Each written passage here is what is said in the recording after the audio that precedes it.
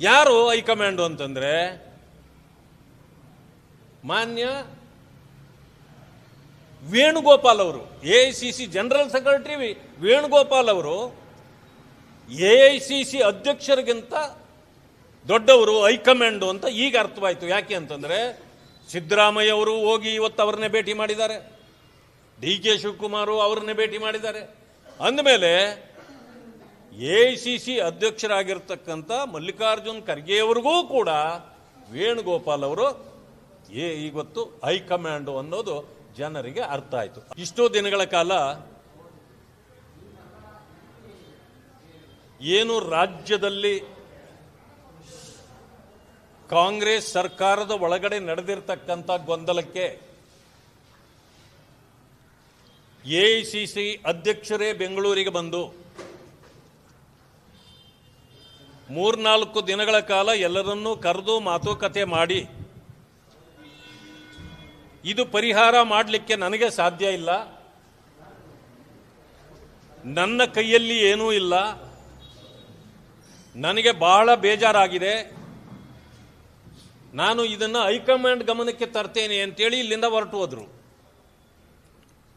ಆವತ್ತಿನಿಂದ ಎಐಸಿಸಿನೇ ಅಧ್ಯಕ್ಷರೇ ಹೈಕಮಾಂಡ್ ಇರುವಾಗ ಇವ್ರು ಯಾಕೆ ಈ ರೀತಿಯ ಮಾತಾಡಿ ಹೋದ್ರು ಅಂತೇಳಿ ಇಡೀ ರಾಜ್ಯದ ಜನರಿಗೆ ಒಂದು ರೀತಿಯ ಕನ್ಫ್ಯೂಷನ್ ಆಗಿಬಿಟ್ಟಿತ್ತು.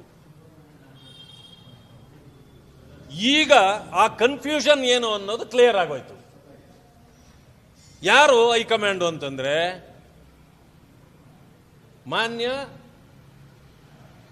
ವೇಣುಗೋಪಾಲ್ ಅವರು, ಎಐಸಿಸಿ ಜನರಲ್ ಸೆಕ್ರೆಟರಿ ವೇಣುಗೋಪಾಲ್ ಅವರು ಎಐಸಿಸಿ ಅಧ್ಯಕ್ಷರಿಗಿಂತ ದೊಡ್ಡವರು ಹೈಕಮಾಂಡು ಅಂತ ಈಗ ಅರ್ಥವಾಯಿತು. ಯಾಕೆ ಅಂತಂದ್ರೆ ಸಿದ್ದರಾಮಯ್ಯ ಅವರು ಹೋಗಿ ಇವತ್ತು ಅವ್ರನ್ನೇ ಭೇಟಿ ಮಾಡಿದ್ದಾರೆ, ಡಿ.ಕೆ. ಶಿವಕುಮಾರ್ ಅವ್ರನ್ನೇ ಭೇಟಿ ಮಾಡಿದ್ದಾರೆ.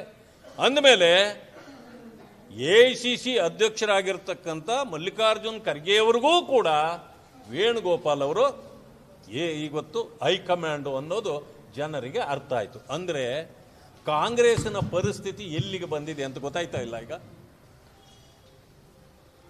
ಯಾವುದೋ ಒಬ್ಬ ವ್ಯಕ್ತಿಯ ಕೈಯಲ್ಲಿ ಇವತ್ತು ಹೈಕಮಾಂಡ್ ಅನ್ನೋದು ಇದೆ, ಪವರ್.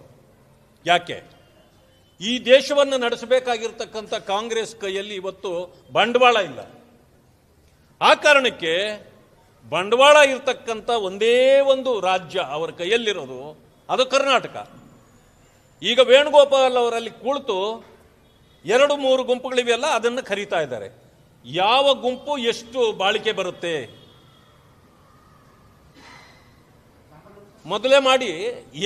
ಮೊದಲು ಏನೋ ATM ಮಾಡ್ಕೊಂಡಿದ್ರಲ್ಲ, ಅವ್ರು ATM ಲೀಡರ್ ಬೇರೆ ಇದ್ರು, ಆ ಜನರಲ್ ಸೆಕ್ರೆಟರಿ ಬೇರೆ.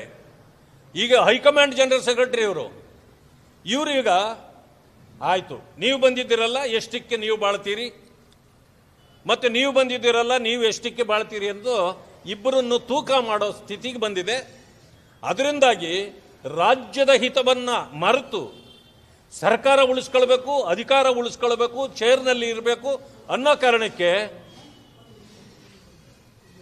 ಹೆಂಗಾದ್ರೂ ಮಾಡಿ ಉಳ್ಕೊಳ್ಬೇಕು ಅಂತ ಸಿದ್ದರಾಮಯ್ಯ ಅವರು, ಹೆಂಗಾದ್ರೂ ಮಾಡಿ ಪಡ್ಕೊಳ್ಬೇಕು ಅಂತೇಳಿ ಡಿ.ಕೆ. ಶಿವಕುಮಾರ್ ಅವರು ಪೈಪೋಟಿಗೆ ಬಿದ್ದು ಇವತ್ತು ರಾಜ್ಯದ ಸ್ಥಿತಿಯನ್ನು ಗಂಭೀರ ಮಾಡಿದ್ದಾರೆ.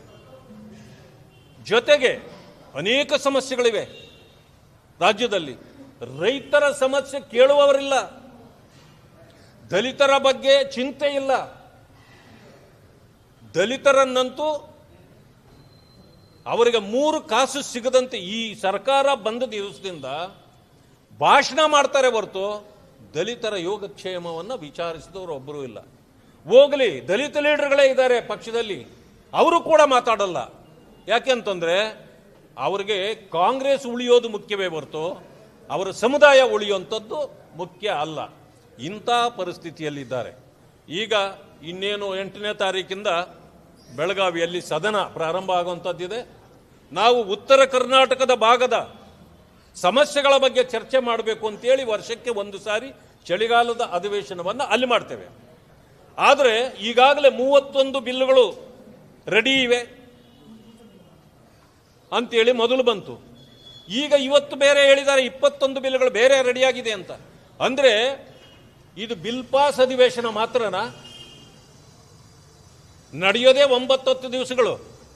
ಇದರಲ್ಲಿ ಕರ್ನಾಟಕದ ಈ ಉತ್ತರ ಕರ್ನಾಟಕವನ್ನು ನಿರ್ಲಕ್ಷ್ಯ ಮಾಡಬಾರ್ದು. ಇವತ್ತು ನೋಡಿ ನೀವು, ಅವರೇನು ಕಾಗೆ ಅವರು, ರಾಜು ಕಾಗೆ ಅವರು, ನಮಗೆ ಸಪರೇಟ್ ಸ್ಟೇಟ್ಗೆ ನಾವು ಒತ್ತಾಯ ಮಾಡ್ತೀವಿ ಅಂತಂದ್ರು. ಯಾಕಂದ್ರು? ನಿಮ್ಮದೇ ಪಾರ್ಟಿಯವರು. ಅಂದ್ರೆ ನೀವು ತಾರತಮ್ಯ ಮಾಡ್ತಾ ಇದ್ದೀರಿ ಅಂತ ನಿಮ್ಮ ಮೇಲೆ ಈಗಾಗಲೇ ಅವರು ಆಪಾದನೆ ಮಾಡಿದ್ದಾರೆ. ಈ ಆಪಾದನೆಗೆ ನೀವು ಉತ್ತರ ಕೊಡಬೇಕು. ನೀವು ತಾರತಮ್ಯ ಮಾಡಿದ್ರೆ ಈ ರೀತಿಯ ಕೂಗು ಹೆಚ್ಚಾಗುತ್ತೆ. ಅದರಲ್ಲೂ ಕಾಂಗ್ರೆಸ್ಸು ರಾಜ್ಯ ಒಡೆಯೋದ್ರಲ್ಲಿ, ದೇಶ ಒಡೆಯೋದ್ರಲ್ಲಿ ನಿಪುಣರು. ಇದೇ ರೀತಿ ಉತ್ತರ ಪ್ರದೇಶವನ್ನು ಒಡೆದ್ರು, ಛತ್ತೀಸ್ಗಢವನ್ನು ಒಡೆದ್ರು, ಈ ಕಡೆ ಆಂಧ್ರ ಒಡೆದ್ರು. ಈಗ ಕರ್ನಾಟಕವನ್ನು ಒಡೆಯಲಿಕ್ಕೆ ಏನಾದರೂ ಪ್ರಯತ್ನ ಮಾಡ್ತಿದ್ದ ಕಾಂಗ್ರೆಸ್ಸು ಅಂತಕ್ಕಂಥ ಪ್ರಶ್ನೆ ಮೂಡ್ತದೆ. ಆದ್ದರಿಂದ ಈ ಬಿಲ್ಗಳನ್ನು ಪಾಸ್ ಮಾಡಲಿಕ್ಕೆ ನೀವೊಂದು ವಿಶೇಷ ಇದನ್ನು ಕರೀರಿ, ಇಲ್ಲಿ ಅಧಿವೇಶನವನ್ನು ಕರೀರಿ, ನಮ್ದೇನು ಪ್ರಶ್ನೆ ಇಲ್ಲ. ನೀವು ಎಷ್ಟು ಬೇಕಾದರೂ ಅಭಿವೃದ್ಧಿ ಪರವಾಗಿ ನೀವು ಬಿಲ್ಗಳನ್ನು ತಂದರೆ ನಾವು ಸಹಕರಿಸಲಿಕ್ಕೆ ಸಿದ್ಧರಿದ್ದೇವೆ.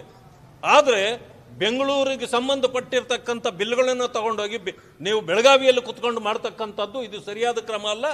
ಇದರಿಂದ ತಾರತಮ್ಯ ಮಾಡ್ತೀರಿ ಅಂತಲೇ ಅವರಿಗೆ ಅರ್ಥ ಆಗುತ್ತೆ. ಆಗ ಈ ರೀತಿಯ ಕ್ಲಾಶು ಯಾವಾಗಲೂ ಆಗ್ತಾ ಇರ್ತದೆ. ಅದಕ್ಕೆ ಅವಕಾಶ ಕೊಡಬಾರ್ದು. ಮಾನ್ಯ